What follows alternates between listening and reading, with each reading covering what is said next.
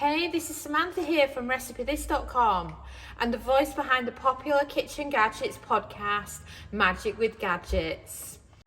One thing that I've been asked about a lot is, can you cook frozen ready meals in the air fryer, or as you might call them, TV dinners, or meals for one, or whatever name you give them. I've done frozen lasagna a few times and shared with you a video and a recipe for that, but I've never actually gone any further beyond the frozen lasagna. So I decided to get a few ready meals and put them to the test in the air fryer to see how they compare to the oven cook times. I've got lamb hot pot. It's the last one that we're going to try to see how they turn out in the air fryer. And it's already there with the sliced potatoes on top, and then look, they never come out whole, do they? And then once you've done that, it's ready to be going into the air frying basket. Oh, and this is one of the small ones, so it does actually fit okay. And then place it in, and we're looking for 120 Celsius, that's 250 Fahrenheit, and a cook time of just 10 minutes. And we've beeped.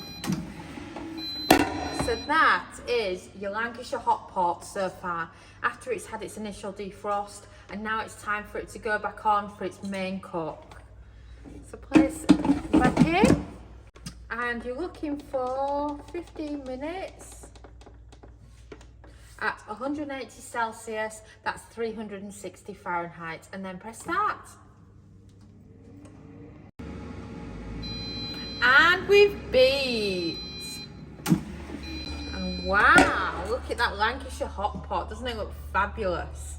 Looks brilliant, and as you can tell, because we're using the air fryer, it's crisped the potatoes on top as well. So now, I recommend a tea towel for easily removing it from the air fryer. So then you can grab it out like that, and then it's ready for just grabbing your knife and fork and tucking in. Thanks so much for watching, and don't forget to subscribe to the Recipe This family. You can find us on Twitter, Facebook and Pinterest.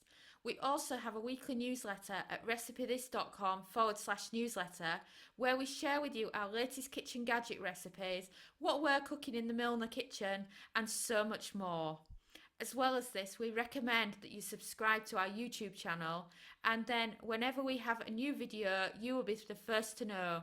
And if you want to know about all our future videos, then I recommend you hit the bell for instant notifications. But even better, we now have a podcast. It's called Magic with Gadgets. Simply search Magic with Gadgets on your favourite podcast player and you'll find us there.